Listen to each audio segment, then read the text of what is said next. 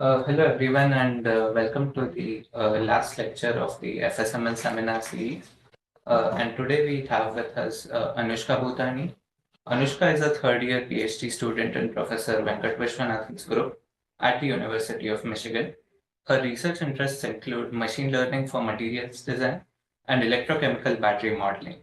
And today she is going to speak to us about foundation models for molecules. And please take it away. Yeah.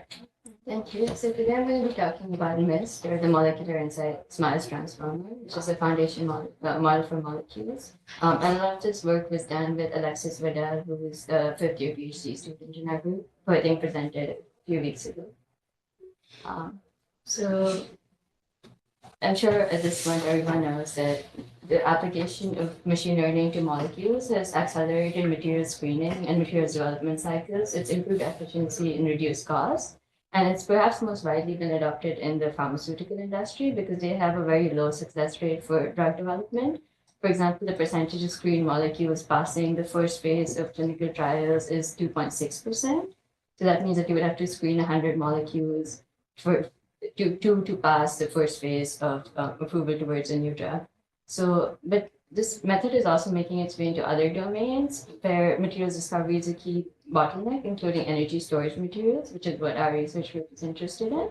However, the problem with current state-of-the-art machine learning and in particular molecular property prediction is that it requires training data, label training data, and these labels either come from wet lab experiments, which are slow and expensive, or from computationally expensive calculations such as DFT, which is density functional theory, and the molecular dynamics. So the utility of supervised machine learning methods for molecules is limited by the scarcity and the heterogeneity of labeled data. So to pre-train MIST, we use unlabeled smile strings, and the largest labeled data sets are on the order of 100 million molecules, whereas there are virtual chemical libraries of string representations of molecules that are tens of billions, so over 3 to 5 orders of magnitude bigger. And foundation models offer a way to leverage this unlabeled data towards better molecular property prediction. So we pre-trained MIST in particular on NME real space, which has over 65 billion commercially available compounds.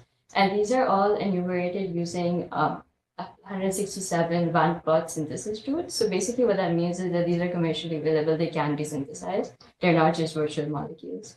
And what you see here is that the pre-training data set of MIST covers the chemical space spanned by various domains. In particular, what I'm looking at here is MoleculeNet, which is a popular benchmark in molecular machine learning, and it spans 8 different application cases, including things like physical chemistry, biophysics, and physiology. And with our pre-training data set, we sort of covered the chemical space in all those domains. So with this, we hope that the model will be generalizable to all these domains. So the molecules in real space and most similar large-scale chemical libraries are stored using something called SMILES strings. SMILES is a simplified molecular input line entry system. And how this works is you begin with a 2D graph of the molecule, and first you enumerate your rings. So basically we have a first ring in these, where the ring opens and closes, we denote that with a 1. We do that similarly for all other cycles in the 2D graph. And then we do a depth first reversal of the graph. So you identify the longest carbon chain, which is the backbone, and you basically traverse through the graph based on that. And this gives you a linearized representation of the molecule. So there are a few problems with SMILES. Firstly, that they don't guarantee the validity of molecules. So you can have a valid SMILES that's not a valid molecule. They're also not unique. So depending on what you choose as your starting point, you can have different SMILES that represent the same molecule. And the third thing is locality. So because of the way that they're written out, you can have rings or chains which are quite delocalized. For example, over here, we see that this ring opens with the 2 here and it closes over the 2 here. So that makes them quite difficult to interpret. So there's also a alternative string representation of molecules that's been proposed that's called selfies. And selfies is essentially a finite state automator or formal grammar. So it's an algorithm that uses minimal memory. You only need to store the current state. But the algorithm they proposed achieves 100% robust derivation. So that means that every selfies is a valid molecule.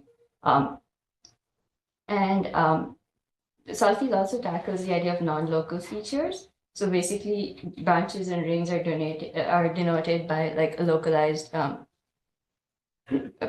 of the string.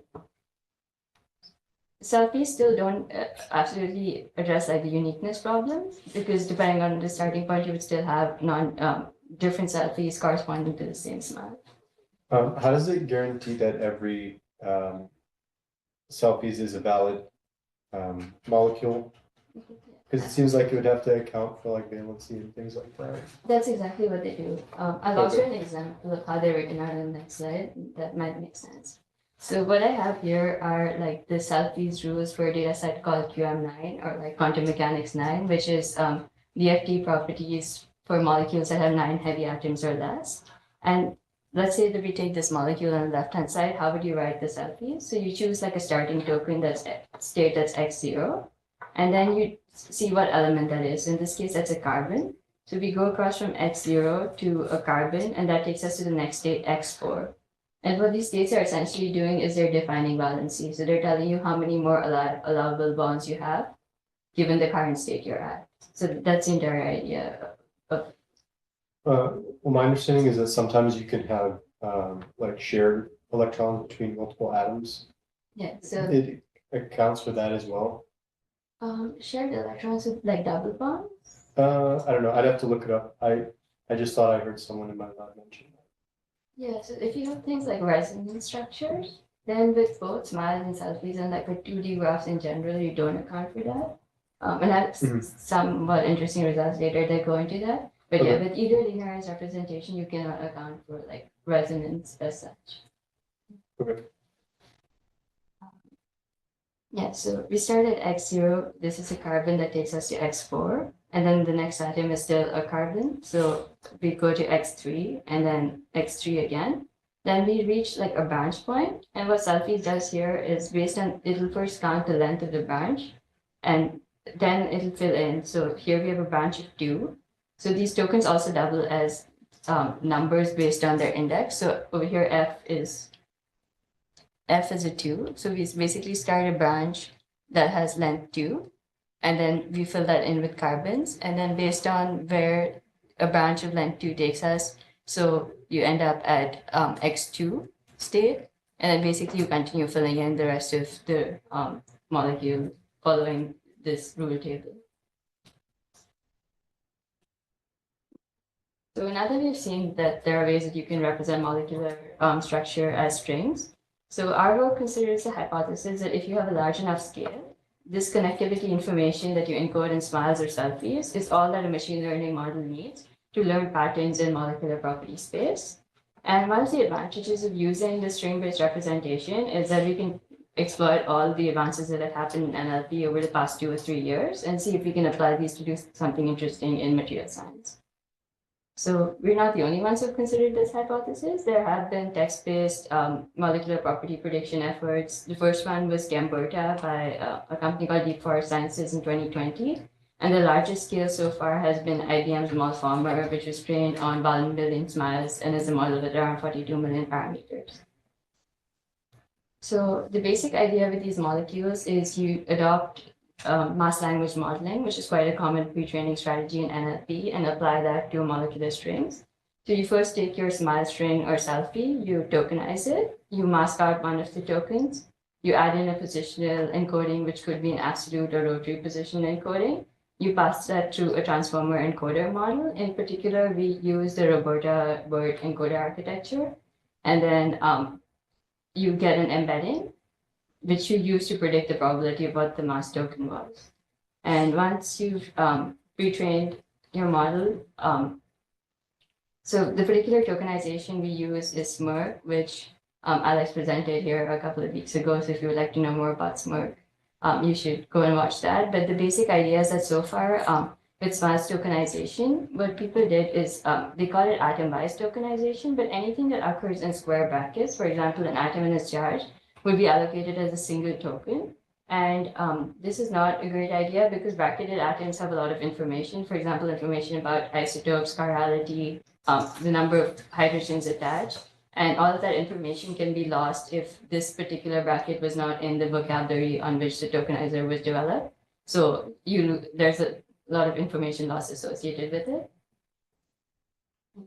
So after pre-training, we fine-tune the model for property prediction. So we add a task head that consists of 2 fully connected layers and train it for a few steps on a supervised smaller labeled data set. And this has been fine-tuned across classification, regression, and multitask data sets for different domains. And it's that simple. Except unfortunately not. So we ran into some challenges with scaling up this, and in particular challenges that occur because of our data type molecules, and I'm going to discuss that. So there's the cost of training, a single training step for a machine learning model can roughly be divided into 2 things. There's the arithmetic cost, or like the floating point operations you're doing, and there's the overhead from communication. This can be communication within the memory hierarchy of the processor itself, communication between different devices on a node, and then internode communication. And obviously, as you go from within a processor all the way to across nodes, these operations are slower. And despite the speed of modern hardware, memory operations are significantly slower than compute operations. So a floating point operation takes 1 CPU cycle, or even less if you're using fused operations, which a lot of machine learning uses. But memory operations take between 4 to 200 cycles, depending on which location in memory is accessed. So essentially, we want to minimize the number of memory operations. And a simple way to quantify this is using a roofline model. So Naive's roofline model is basically obtained by applying simple bound and bottleneck analysis. We have 2 parameters. So there's the peak performance and the peak bandwidth, which is based on the specific GPU architecture you're using. So peak performance is expressed in terms of operations, and it's usually derived from just benchmarking your code on a particular processor. And then there's peak bandwidth, which is obtained from the design specs of the particular GPU you're using, for example, an A100 or V100. And then you have one variable, which is the x-axis here, arithmetic intensity. And this is a measure of how many operations are done per byte of data that's loaded. So we want to be at peak performance, which means that we want to increase our arithmetic intensity as far as possible. And there's 2 ways to do that. So either you increase compute operations or you decrease memory traffic. And to increase compute operations for a machine learning model, you would essentially increase your microbatch, which means that the batch size on each processor. And in particular, for a transformer, the number of flops is proportional to the square of the sequence length times the batch size. With molecules, this is a problem because molecules are small. Our sequences are typically 70 tokens. For contrast, GPT-1 had a context length of 512 tokens, and GPT 3.5 has a context length of 496 tokens. So usually in NLP, their context length is what limits them. In our case, our short sequence lengths mean that we need either a very large batch or we have very low arithmetic intensity. And then we use data distributed parallelism, which means that each GPU essentially gets its own micro batch of data. It does a forward pass, a backward pass. It computes the loss and the gradient. And then those are used to update the model on a master node or on the host. And then these updated model nodes at each step have to be transferred back to each GPU again. So as you can see, there's a lot of copying memory going on here, and that is expensive. So one thing that we use to decrease that is something called gas or gradient accumulation. And what that means is essentially that instead of copying the updated model weights every step, we accumulate gradients. And then after gas number of iterations, or like gradient accumulation step number of iterations, we then update the model and then copy it back the weights. So we're reducing our memory operations by some factor, which we would like to be as large as possible. However, nothing comes for free. The problem with this is that our effective batch size increases. So what I'm referring to here is effective batch size is that each GPU has some number of samples, which is a micro batch. Then each node, like each GPU compute node has a certain number of GPUs, and then they're distributing across several nodes. And then we add gas to that. So basically our effective batch size becomes extremely, extremely large. And the problem with this is that when you're using a machine learning optimizer, as you increase your batch size, you're going to do fewer steps to go over your entire data. So the natural instinct would be that we still have to travel the same distance across our loss landscape. We increase our step size or learning rate. But as you increase your learning rate, your model training becomes extremely unstable. And we found that with like ADAM or the weighted ADAM optimizers, anything above a batch size of 32K was inefficient. Both when we use like linear scaling with batch size, which was originally proposed method that you just scale your learning rate linearly with batch size, or square root scaling, which is more recent, scale your learning with the square root of the batch size. But both of these gave us slow and bad convergence. So instead, we switched to something called the LAMB optimizer, which is a layer-wise adaptive large batch optimization. And the idea with this is essentially that your parameter updates are normalized by the L2 norm of your weights. So, basically that means that you're robust against exploding gradients or plateaus, and you're also normalizing by the norm of your gradient itself, which again helps with more stable training and prevents vanishing and exploding gradient problems. So the second problem we ran into with scaling the model is something we call spikes. So that it's a bit of a misnomer because we end up with these like steps in our loss curve.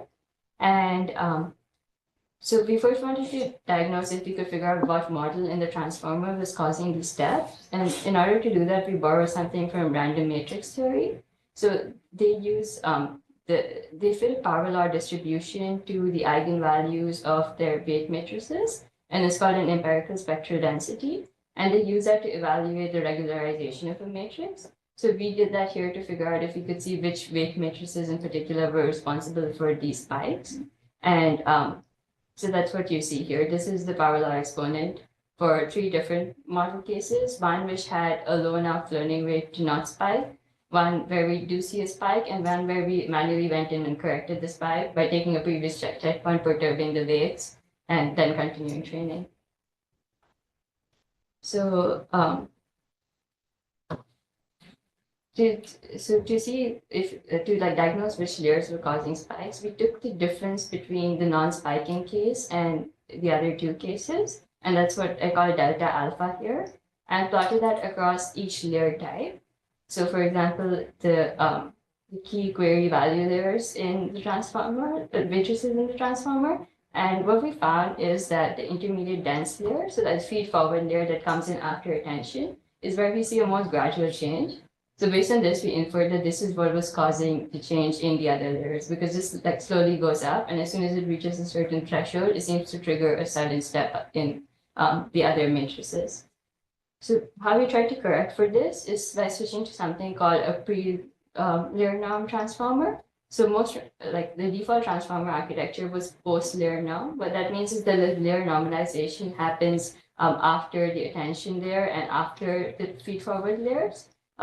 What the pre-layer norm does is, as the name suggests, it moves the layer normalization before the feed-forward and attention layers. And the impact of this is that your gradients essentially get scaled by the depth of your transformer. So as you move to bigger models, you're still keeping your gradients bounded. And this helped to a certain extent, but even as we kept moving to larger models, about 1 billion parameters, the spikes were reoccurring. So we tried to do like further analysis on what impacts spikes. The first guess was precision, because we use mixed precision training, and based on the loss scaling, sometimes you can have numerical instabilities. But what we found is that even when we do full double point precision training, we do see the spikes around the same location. So did you look at, I guess you're talking about it now, but you looked at the optimizer to see if this was causing it? Because like I had a problem like this. And it was like, because Adam does like some moving average, and then when it flatlines, like there's not a difference between consecutive points, and then like there's somewhere in it there's like a difference in the denominator which makes it explode when there's no difference, or when the difference between consecutive points is small. Yeah, I'll talk about that next, but what you're saying is about exactly what we concluded as well. Yeah. Yeah, so then we thought it might be like a hardware fluctuation, so we tried like different compute clusters, and it's still happening. Learning rate, obviously, a higher learning rate makes the training more unstable, so we would see spikes earlier. And weight TK, so like weight regularization, higher regularization coefficients would mean that the spikes would occur later. it tends to occur more in deeper models. Weight initialization and layer norms. So these both again have to do with like the variance of the weights and then the numerical stability because it's something added to the denominator. But we didn't find that these impact the spike. And then we thought it might be an artifact of the data. So, but that was not true because basically for larger batch sizes, they occur later. If it was like a particular sample triggering it, a larger batch size, we should have seen it sooner. And we thought it might be an artifact of tokenization, but that was not true either. And basically what we concluded is it had to do with the beta 2 parameter of the Adam optimizer, as you were saying. So the coefficient of the moving average of the second moment. And what we found is how this beta 2 cause spikes. That if you train for a very long time, the exponential average of the second moment becomes very small because it's a squared term. And then if the gradient suddenly starts increasing again because of a particular sample, there's a large change between the numerator and the denominator, and that's what causes the weights to explode. And because if the variance of the weights is high at that time, the model can't recover from this, and that's what causes these steps in training.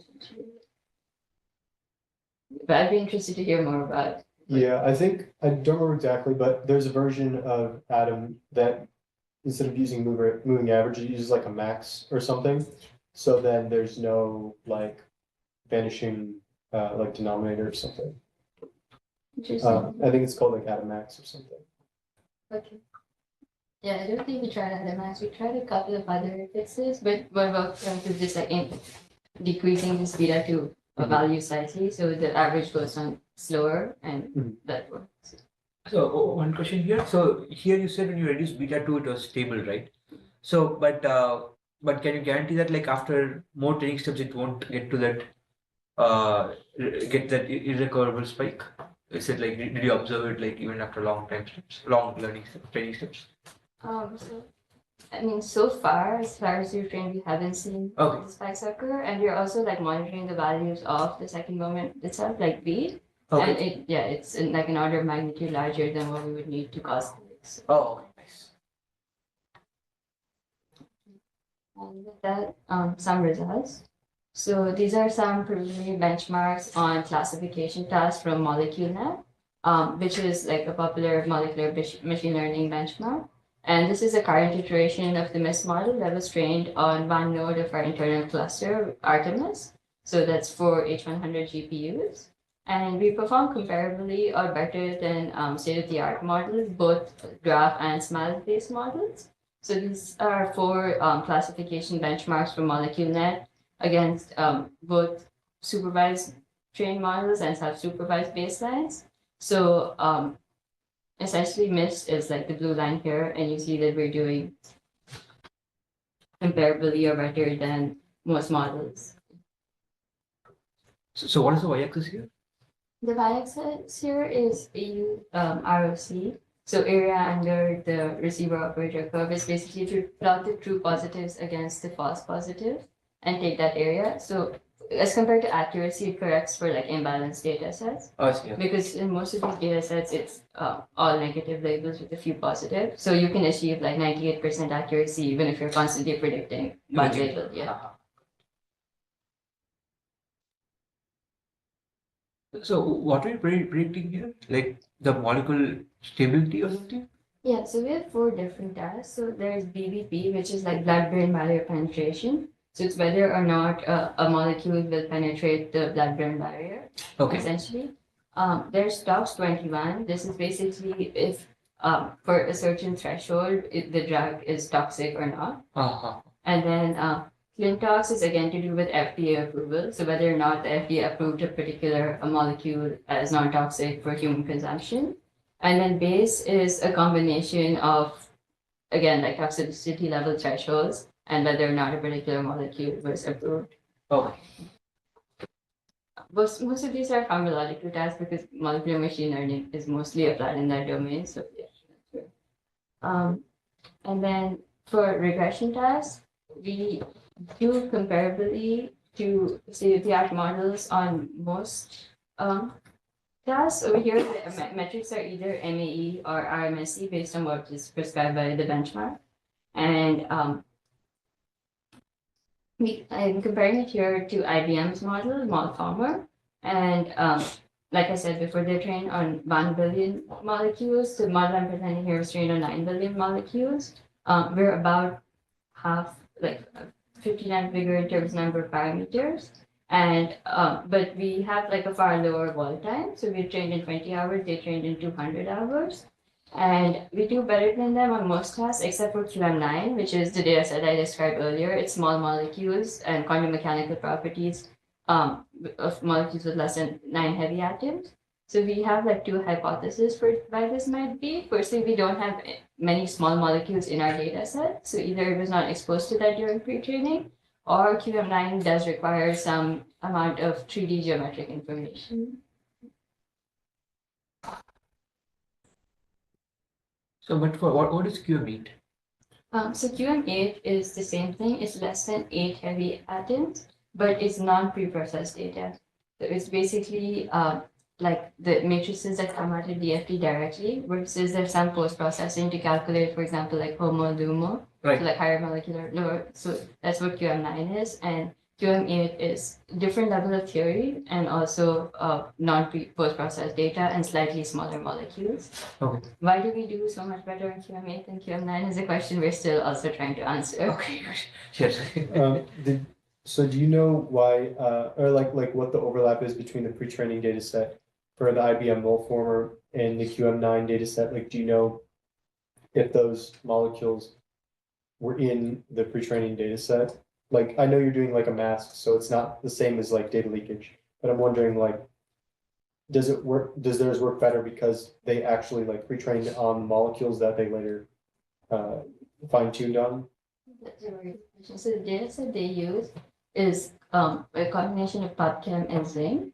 And I don't know the exact percentage, but I know the zinc also has a threshold, I think, of up to 20 heavy atoms. Mhm. So they have a bias towards quite a few smaller molecules, whereas we have only less than 2% of our molecules which are less than 9 heavy atoms, which would Mhm. fall into QM9.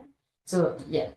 I've done like some work on like trying to compare the chemical space for dimensionality reduction, but that hasn't given like a very conclusive result as to like what the overlap is. But yeah, I need to go in and check for the overlap in their data set. Okay, um, why did you not like combine all the data sets together? Like if the Wolfformer data set has like some small molecules that yours doesn't, like why didn't you take like the union of them? I imagine maybe it's difficult to compute like the graph similarity between all the possible combinations of molecules in two data sets. It's that it's hard to deduplicate, but that being said, we are doing it. So like Okay. the new models we're training have a combination of PubChem, zinc, and real space. Okay. And what is the units of the error here, y-axis? So this is absolute error. This metric is what the benchmark prescribes. It doesn't make a lot of sense. So for example, for QM9, this is absolute error across a range of targets. So something like HOMO, LUMO would be an EV, but Right. something like the displacement would be in nanometers. So it's an average across a range of different units. But Okay. this is the metric that everyone seems to use. So yeah, Okay. the errors have very different units and very different scales. Okay. So, but is it like per? Okay, so thing is, let's say we talk things like total energy. That is something you can talk as like total energy of the system or energy per atom. Like it's like an intensive, extensive quantities. So, is this error? Can I think of it as extensive or intensive, or you can't even make such comments? It's extensive. So things like formation energy, enthalpy are on a per molecule basis. Right. Yeah. So it's intensive. Yeah. Okay.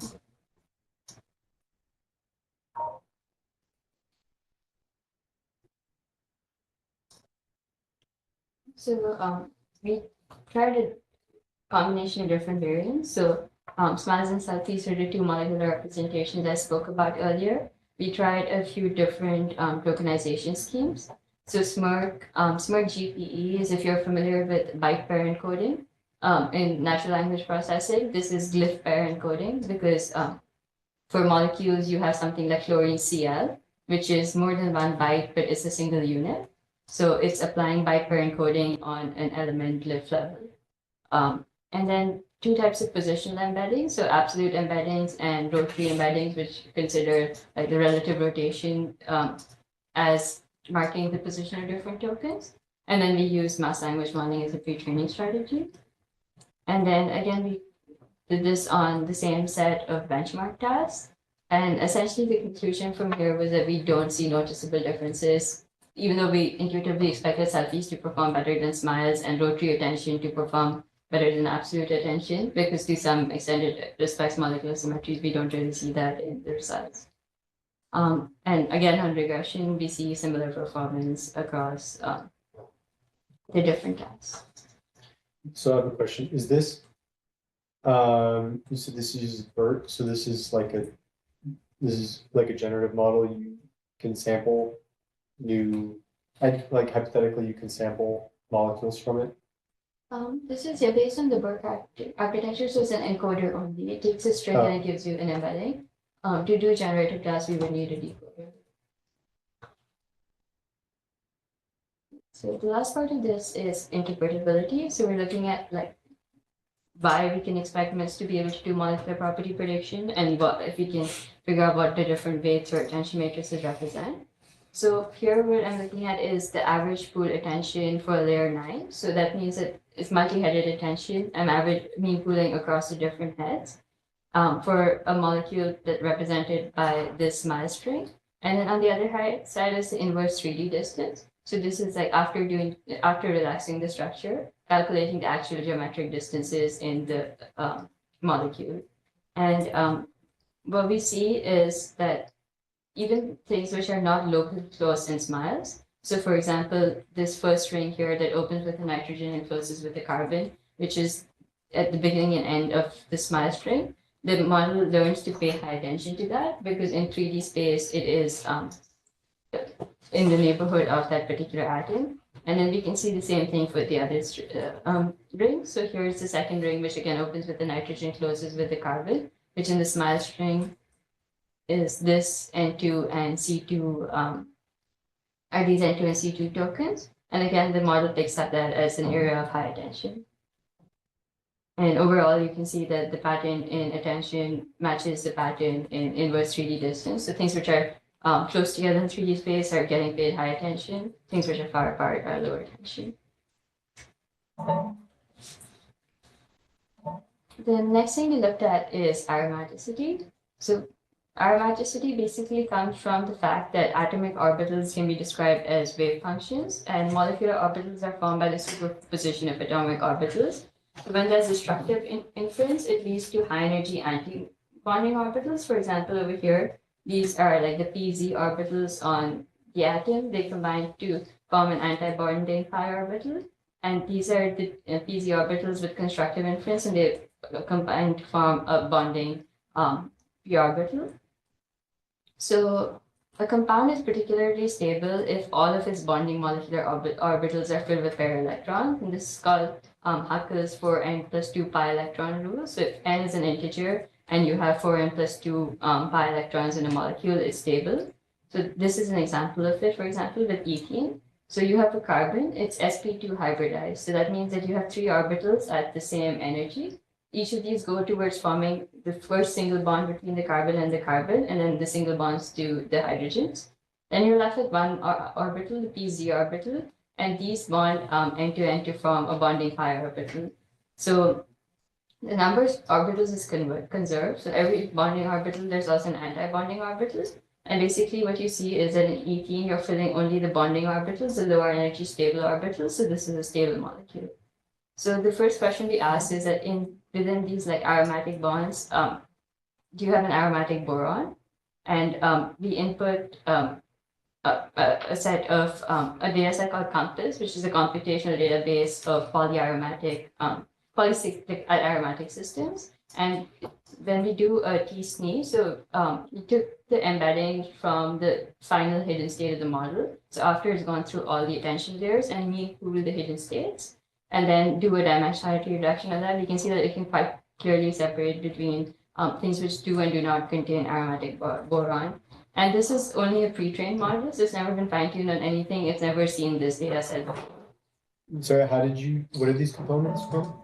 This is from PCA followed by DC.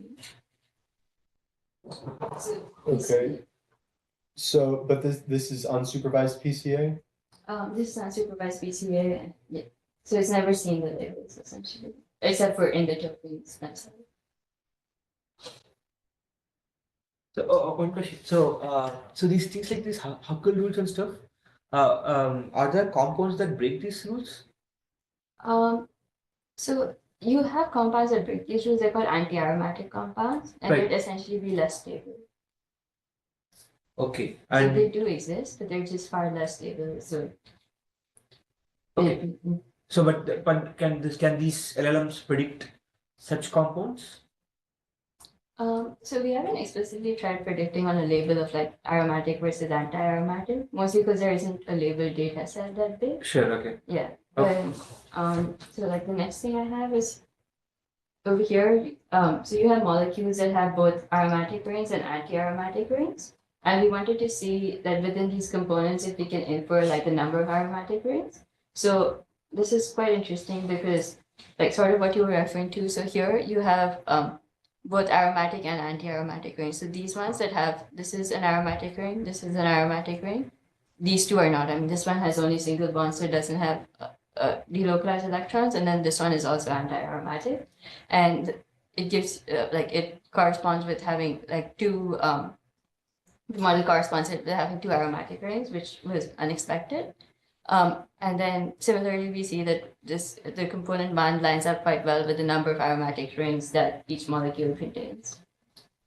Well, but how correlated is that with just the size of the molecule? It seems like the larger the molecule, the more likely it is to have more aromatic rings. Yes, but actually for the block here, I also did number of rings and molecular weight, and they're somewhat correlated, but not perfectly correlated. Okay.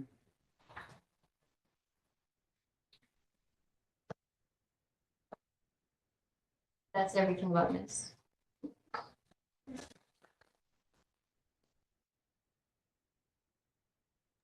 Right. There are any questions in the room? We can, any questions? Yeah, I have some questions. So I guess one question is, so I'm not familiar with like BERT really. So if it's not a decoder, if it doesn't have a decoder, how do you train it in a masked fashion? Because I thought the way you trained with masking was autoregression, like on the missing token. Yeah, so I guess the difference between BERT and autoregressive yeah, in autoregressive models that you have bidirectional context. So we're not masking everything beyond the mask token. You have like context from both ends. Mhm. And how you do it is essentially what you get after your embedding is a probability distribution over every token in your vocabulary. Mhm. And then you do an argmax on it and pick the token that has the highest vocabulary. So your final layer basically masks your embedding to some logics. Mhm. And those logics are across every token in your entire vocabulary, and you're picking with the most likely token, and then calculating across entropy loss on that. So but isn't, so you, from your embedding space, you have like a smaller network that maps to these probabilities, or like where, I'm not quite clear, like after you do your embedding, how do you map back to the probabilities? Do you have like another network and then you like throw that away when you just want to do embeddings? Yeah, so there's like it's called a mass language modeling head, and it's essentially a linear layer that maps back to the dimension of your vocabulary, and then applies like a softmax on it to get. I see. Okay. Is there like why did you not do like an autoregressive approach? I'm just wondering because it seems like it would be nice to be able to generate designs for molecules. Yes, so there is a lot of work that does that as well. There's something called like ModGPT, Mhm. and there's like a few chem and LLM efforts. Mhm. Our aim was more to see if we can learn like some informative representation of molecular space Mhm. from just like 2D representations. Mhm. Not necessarily generative, but like just looking at what is it, how you can get an information-rich encoding of chemical space is like generalizable to other tasks. And that's why we followed along like this line of encoder work rather than the generative. With the generative work, I think the main problem comes in with, again, like SMILES are not always valid, so you can Mhm. generate a lot of invalid molecules. And with selfies, you run into like problems with like novelty and uniqueness in the Mhm. sense that you get more collapse. So there are some like the issues I've seen with generative molecule models, but that's definitely also a problem with person. Okay. And what kind of hardware do you need to do inference with this, like after it's trained? Um, so we run inference even on like a single A40 GPU, Mhm. and that seems to work. Okay. I've never tried CPUs and don't have like an exact memory number, but I would think that would work because compared to other like LLMs, we're still quite small. Like Mhm. we plan like our largest model will be around 5 billion parameters Mhm. for inferences. Okay. And just so I'm clear, when you're doing your masking, like you showed your like selfies strings, you said like previous methods would do everything between brackets as a token. But you're treating each of these terms in the brackets as a token, like CU is a token, minus is a token, 3 is a token. Exactly. Then what about the brackets? Like, what do you do? Like, how do you treat the brackets? Do you like mask one bracket out, have it put it in? Yes, so the brackets are also tokens. For the SMILES, the brackets are tokens. For selfies, we remove the brackets just because each selfie token is surrounded by brackets, so there's no extra information. That's just like a syntactical addition and it adds to the sequence set quite a bit. Mhm. Because every token turns into at least 3 tokens if you include the brackets for selfies. So we don't do that, but for SMILES, we do include the brackets because the brackets have like, some information associated with them. Okay, thank you. Right. If anyone online has any questions, please feel free to unmute yourself, or you can just type it in the chat.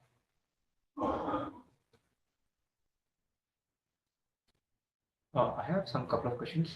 So can you just explain? I mean, I don't know if you had a chance to look at these things, but the data which you use, you had some data sets, right? Like for example, QM8, 9 for your testing and some of your training data. So can you briefly explain like how were these data sets generated? Like from what calculations were done, experiments or simulations and stuff like that? Yeah, so we obtain these data sets essentially from the benchmark. And then, so QM8 and QM9 are both from quantum mechanical calculations. I think all the others are experimental data sets. So BVP, the solubility, solvation energy are all experimental data sets. QM8 and QM9 are the computational data sets here. So QM9 is DFT or is it like even higher, like such as CI or CCSDT? I would have to check that. Oh. I think QM8 is CCSCD and QM9 is DFT, but don't quote me on that. Okay, But okay. yeah. Haha, cool. Okay. And but what about your training data sets? So you said your training data sets for experimental data, is it like? Our pre-training data set doesn't have any labels on it. So it's basically it's a virtual library. How they generated it, they start out with like certain like fragments or like building blocks, and then they consider like known synthesis pathways. So I think what NIME does in particular, they call like one-pot synthesis, which means that you don't need any like filtration or purification steps in between synthesis. And then using each of those routes, they generate all like a combinatorial space of all possible like products you could get. Okay. So there's no labels. It's just the molecule, like the SMILE string itself. Okay. So then, how do you train on it? Is it like? Yeah, so that goes back to this. So basically what we're trying to do is like fill in the blanks in the SMILE string. We're Oh. masking out part of it and trying to predict what was masked out. Okay. So one second. So if you let's say you can do this, so you're pretty much finding what element will go there that satisfies the valencies, right? Kind of. What element it could also be like what bond or depending on whatever token there is.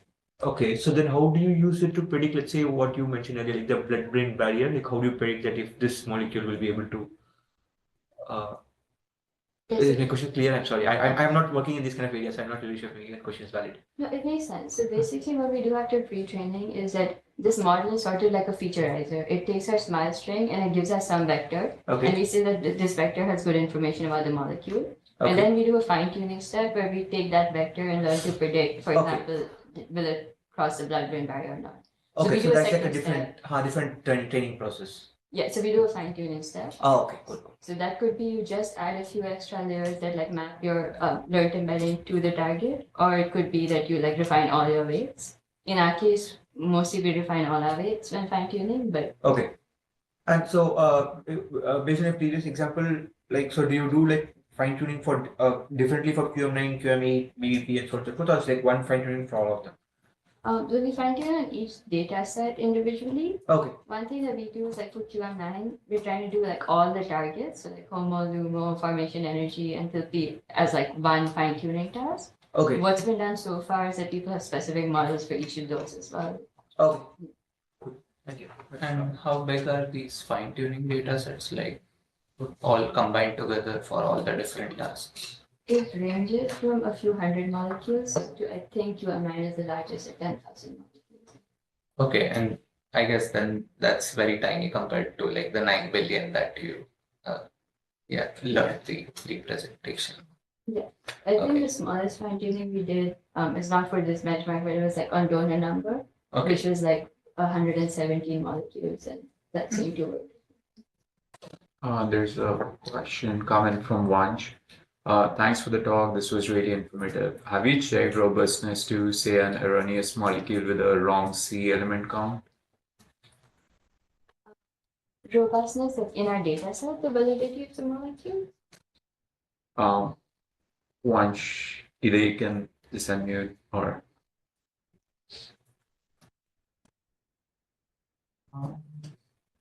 In the predictions. So in the predictions, like erroneous predictions would just be go into the loss, right? So you finally do a cross entropy loss on whether or not you predicted the right token. And the learning task is to minimize that cross entropy loss.